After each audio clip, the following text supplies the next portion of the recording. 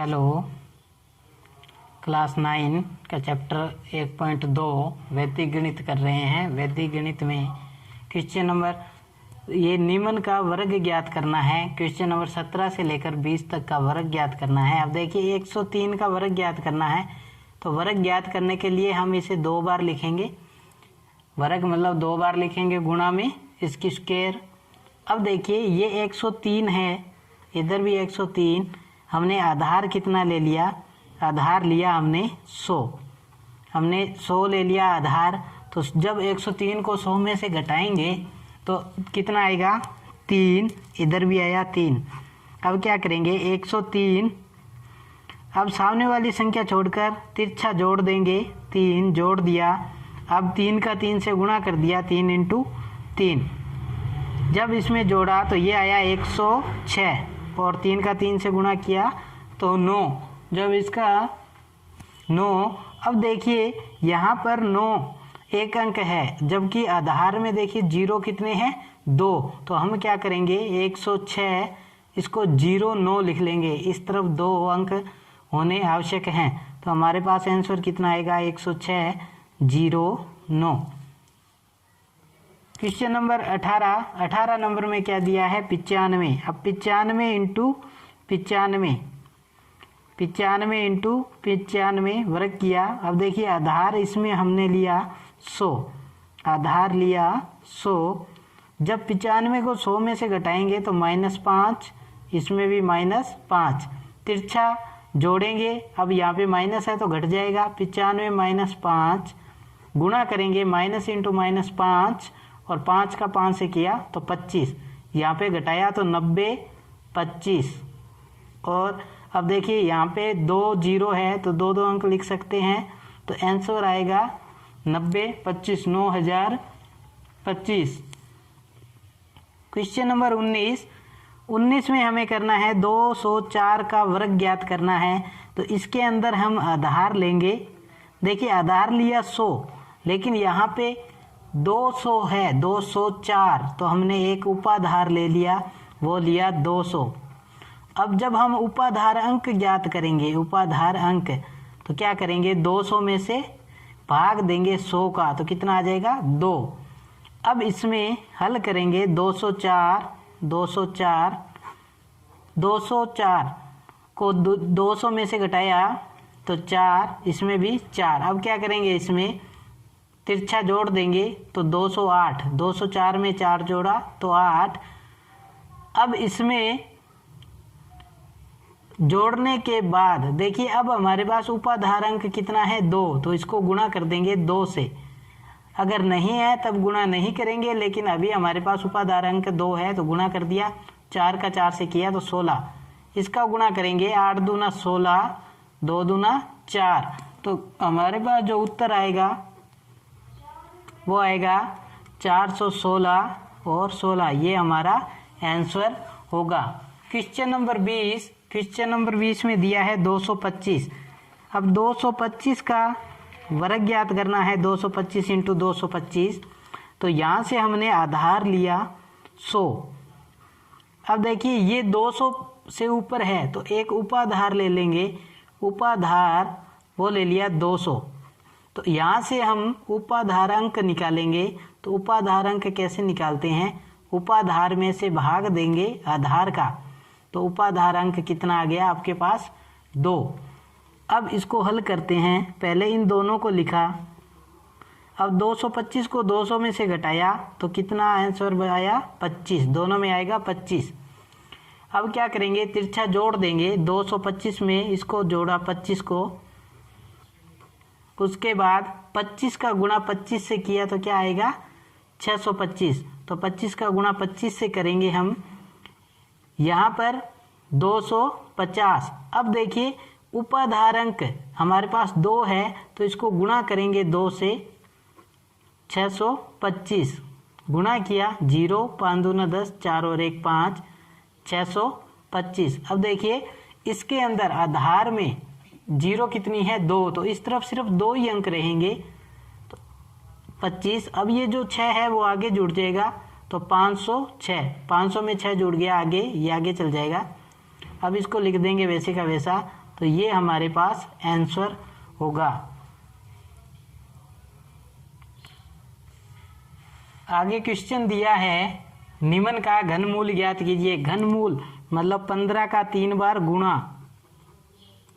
घनमूल ज्ञात करना है, घनफल ज्ञात करना है। घनफल ज्ञात करना है तो 3 बार गुणा करेंगे। तो वैसे ही लिखा इनको 3 बार गुणा में। अब इनको जब 3 बार गुणा में लिखा और हमने यहाँ से आधार कितना लिया 10, आधार लिया 10, तो जब 15 को 10 में से घटाएंगे तो 5 आएंगे। अब इसमें देखिए इस एक संख्या को छोड़कर, जैसे हमने 15 लिया, अब इस एक को छोड़ के सामने वाले को दोनों को जोड़ के इसमें जोड़ देंगे। 5 और 5 10, ये इसमें जोड़ दिया। अब क्या करेंगे, पहले और दूसरे का गुणा किया 25 प्लस फिर दूसरे और तीसरे का गुणा 25, फिर तीसरे और पहले का गुणा 25। अब इन तीनों का गुणा कर देंगे। 5 का 5 से किया तो 25, 25 का 5 से किया तो 125।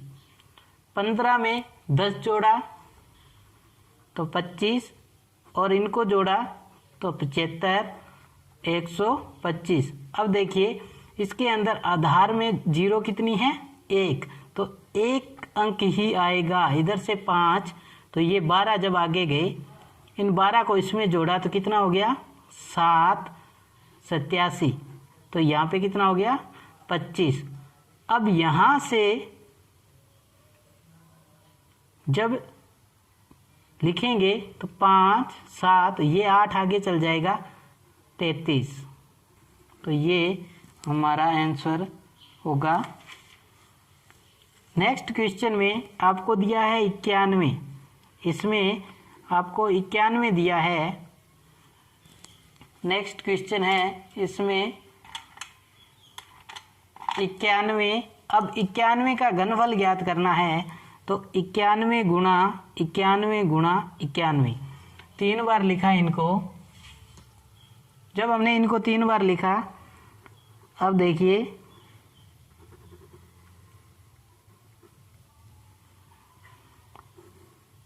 अब हमने यहाँ से आधार कितना लिया, आधार लिया 100, आधार लिया हमने 100। अब जब 91 को 100 में से घटाएंगे तो कितना आएगा -9, इसमें भी -9 और इसमें भी -9।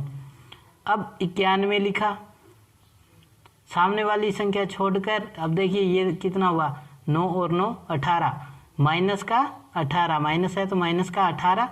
अब इनका आपस में गुणा कर देंगे। 9 का 9 से किया तो 81, माइनस इंटू माइनस प्लस, सब में प्लस आएगा 81, माइनस इंटू माइनस प्लस 81,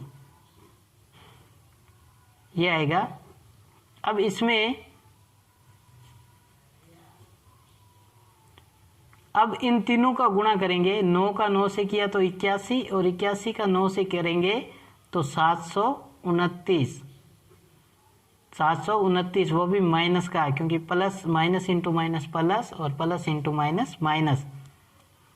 घटाएंगे, 11 में से 8 गया 3, 8 में से 1 गया 7, इनको जोड़ा तो 3, 243, ये बन गया 729। अब इसमें हम क्या कर सकते हैं, इसमें हम क्या करेंगे,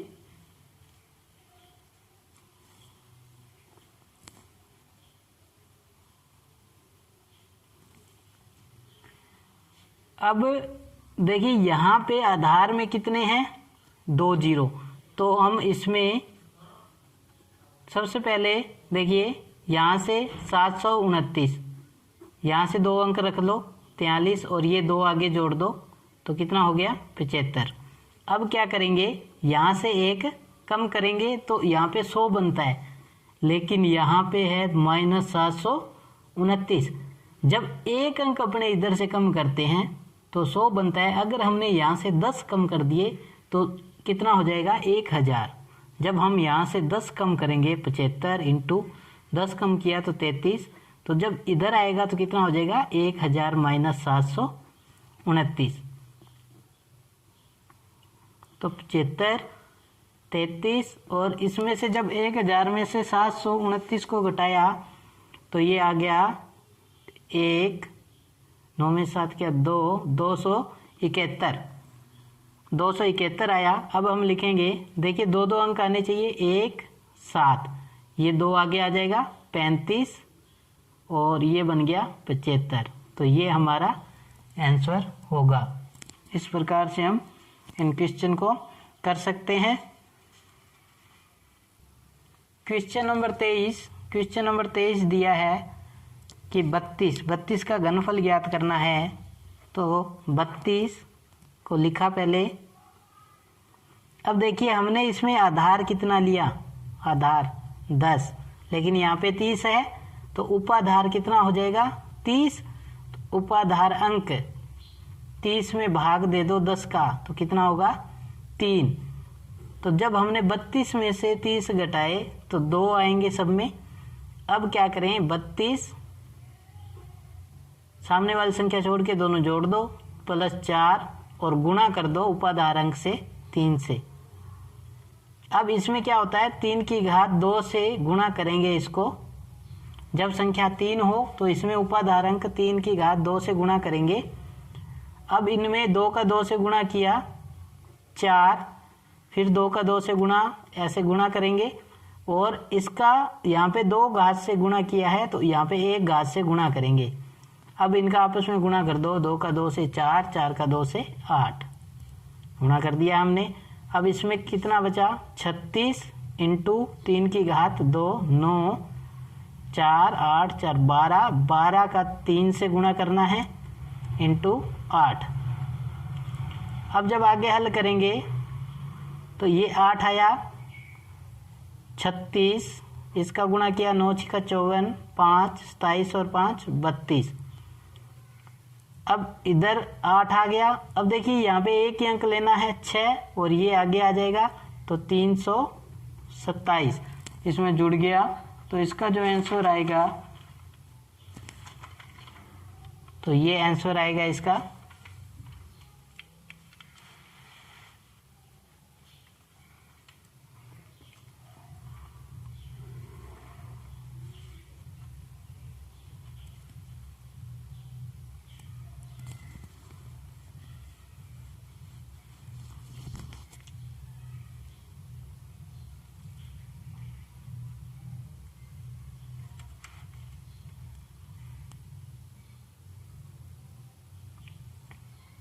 क्वेश्चन नंबर 24 दिया है 208। 208 का भी घनफल ज्ञात करना है, 3 बार लिखेंगे। सभी क्वेश्चन में एक जैसा ही काम करना है। अब हमने यहाँ से आधार कितना लिया 100, उपाधार कितना ले लिया, देखिए 200 के करीब है तो उपाधार हो जाएगा 200। तो उपाधार अंक कितना हो जाएगा, 200 में 100 का भाग दिया तो कितना आएगा 2। 208 में से 200 घटाओगे तो 8, 8, 8, तीनों में 8, 8 आया। अब क्या करेंगे, एक तो उपाधार अंक की स्क्वायर से गुणा करना है और 208 में जोड़ देंगे, इसको छोड़कर दोनों 8 और 8 16। 2 से गुणा करेंगे उपाधार अंक से, दोनों का गुणा किया 64 + 64, फिर पहले का दूसरे से, दूसरे का तीसरे से और तीसरे का वापस पहले से गुणा करते हैं और इन तीनों का गुणा कर दिया तो 512।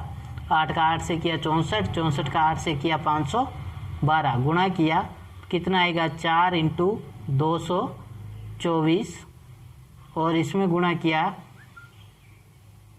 12 1 18 और 1 19 × 2 512। अब इसमें गुणा करेंगे 4 चौका 16, 4 दूना 8 और 1 9, 4 दूना 8, इसका गुणा किया 2 दूना 4, 9 दूना 18, 2 और 1 3, ये आया 512।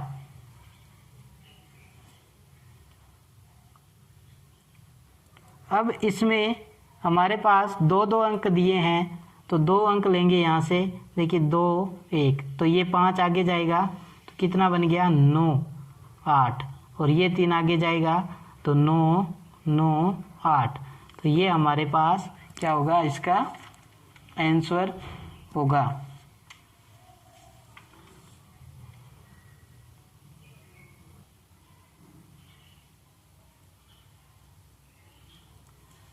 निखिलम विधि से भाग दीजिए। अब निखिलम विधि से भाग देना है तो देखिए हमारे पास कितना है, 97 से भाग देना है 1245। सबसे पहले हम क्या करेंगे, सबसे पहले हम ऐसे लाइनें बनाएंगे 3। अब इसके बाद जिससे भाग दे रहे हैं 97 से भाग दे रहे हैं तो यहाँ पे 97 लिखा। अब देखिए 97 किसके करीब है, 100 के पास है, 100 के पास है 97। तो जब ये 97 100 के पास है, 100 के पास है तो देखिए 100 में से घटाएंगे तो कितना आएगा, 3। लेकिन यहाँ पे देखिए इसमें 0 कितनी है, 2 है, तो यहाँ पे इसको लिखेंगे 0 3। अब क्या करें, यहाँ पे इसके अंदर दो अंक है तो इसमें 2 अंक तो यहाँ पे लिखेंगे इधर से, और इसके अंदर 2 अंक लिखेंगे। अब देखिए पहले इसको वैसे का वैसा लिख दिया। अब इसका गुणा करेंगे 0 3 से तो क्या आएगा, 0 और 3 यहाँ पर लिख देंगे। तो जब इसको लिखा तो 2 में 0 जोड़ा, कितना आया, 2। अब फिर 2 का गुणा इससे करेंगे तो 0 और 6। अब यहाँ पे जब इस कॉलम में आ जाए, इस खंड में संख्या आ जाए तो यहाँ पे ये खत्म होता है, ये होता है भागफल और ये होता है शेषफल। जोड़ देंगे 5 और 6 11, 4 3 7 और 1 8। अब जो ये शेषफल है, ये शेषफल भाजक यानी इससे बड़ा नहीं होना चाहिए। अब इससे बड़ा नहीं है, छोटा है, तो ये हमारा आंसर है। और ये भागफल 12 और शेषफल 81। Question number 26। क्वेश्चन नंबर 26 में सबसे पहले वही काम करेंगे हम, ऐसे लाइनें बनाएंगे। अब क्या करें, इसको लिखेंगे 8। देखिए ये 8 किसके करीब है, 10 के, तो 10 में से 8 गया तो यहाँ पे क्या आ जाएगा, 2। अब यहाँ पर 1 अंक है तो इसमें इधर 1 अंक लिखेंगे और यहाँ पर बाकी दोनों अंक लिखेंगे। अब इसको यहाँ पे आया, कितना आया, 3 का 2 से गुणा कर दिया तो यहाँ पे आ जाएगा 6, और इसको जोड़ दिया 6 और 1 7, कितना आ जाएगा। इसको जोड़ने पर देखिए 3 का 2 से गुणा कर दिया, 3 दूना 6, और 6 को यहाँ पे लिखा और इन दोनों को जोड़ दिया। जब इन दोनों को जोड़ दिया, अब इसका गुणा करेंगे 2 का 7 से, 2 7 14, तो 14 यहाँ पे लिख देंगे, 14 और 1 15। अब देखिए इसमें एक शर्त होती है कि जो शेषफल है यहाँ पर, ये शेषफल ये इससे बड़ा नहीं होना चाहिए, इससे बड़ा नहीं होना चाहिए। तो अब हम क्या करें, अब हम इसको वापस देखो कम करेंगे। कैसे कम करेंगे, 8, अब इससे कम होगा। अब देखिए ये 8 है, अब इसके पाड़े में देखते हैं कि कब कम कर दें। 8 दूना 16 तो ज़्यादा हो जाएगा, तो 8 एकम 8। जब ऐसे किया प्लस तो ये यहाँ पे 8, ये इसमें से माइनस हो जाएगा, 8 एकम 8, तो यहाँ पे माइनस हो जाएगा, ये जुड़ जाएगा 38 और ये 7। तो अब देखिए ये 7 8 से छोटा है, ये तो है शेषफल, और 38 क्या है, ये क्या है, भागफल। 38 है भागफल। Question number 27। क्वेश्चन नंबर 27 में काम वही करना है सबसे पहले। अब देखिए इसमें इसको 88 को लिखा, देखिए 88 किसके करीब है, 100 के, तो 88 100 में से 88 को घटाया तो क्या आएगा, 12। अब देखिए इधर 2 अंक है तो इधर भी कितने रहेंगे, 2 अंक रहेंगे, तो यहाँ पे हैं, बाकी इनको लिख देते हैं। अब 1 को रख दिया, यहाँ लिखा 12 एकम 12, तो 1 यहाँ पे आ जाएगा और 2 यहाँ पर आ जाएगा, तो इसको जोड़ा तो ये 1 आएगा।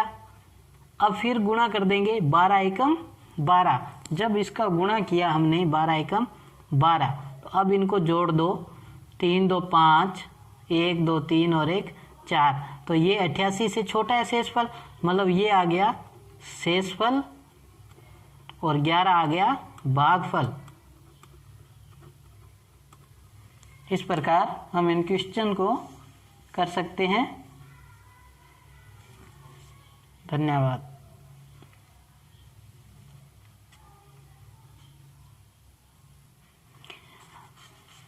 थोड़ा सा जो इम्पोर्टेंट है इसमें उसकी बात कर लेते हैं कि हमें अगर कोई आधार लिया है, आधार जैसे हमने आधार ले लिया 10 और इधर हमने आधार ले लिया 100। यहाँ पे मान लीजिए आपको संख्या दे रखी है 203 इंटू 203 और यहाँ पे दे रखा है आपको 50 इंटू 50। अब देखिए ये आधार 10 है लेकिन ये 50 यानी कि इसको बाउंड करो, ये 50 के करीब है, ये संख्या 50 के करीब है, तब हमें उपाधार की जरूरत पड़ती है। उपाधार किसके करीब होगा? इस संख्या के करीब होगा, तो कितना होगा? 50। अब उपाधार अंक कैसे निकालते हैं? उपाधार अंक निकालने के लिए उपाधार में भाग देते हैं किसका? आधार का। तो 50/10 तो 5। अब इसको जब ऐसे दिया है तो इसमें यहाँ पर सिर्फ 5 से ही गुणा करते हैं, लेकिन अगर मान लो आपके पास यहाँ पे 3 संख्या दी है, जैसे 3 संख्या दी है 203, तो हमने यहाँ पर उपाधार लिया, वो ले लिया 200, तो उपाधार अंक कितना आ जाएगा? यानी कि 200 में भाग दे दिया हमने 100 का, तो उपाधार अंक कितना आया हमारे पास? वो आ गया 2। उपाधार अंक 2 आया। अब देखिए इसमें उपाधार अंक हमारे पास आया 2। अब जब हम हल करते हैं तो जैसे हमारे पास 3 कॉलम बनते हैं ऐसे, तो यहाँ पर उपाधार अंक के स्क्वायर से गुणा करते हैं और यहाँ पर उपाधार अंक की घात 1 से, यानी कि यहाँ पे 2 घात से और यहाँ पर 1 घात से गुणा करते हैं। इन बातों को ध्यान में रखना आवश्यक है।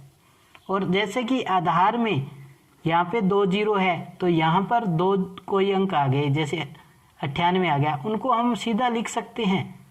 और जैसे इसमें हमने लिखा 98, लेकिन यहाँ पर आधार में कितनी जीरो है? 1, तो यहाँ पे सिर्फ हम 8 ही लिखेंगे और ये जो 9 है आगे वाली संख्या में जुड़ जाएगा। इसमें अगर यहाँ पे 3 संख्या हो तो जो वो संख्या आगे चली जाएगी।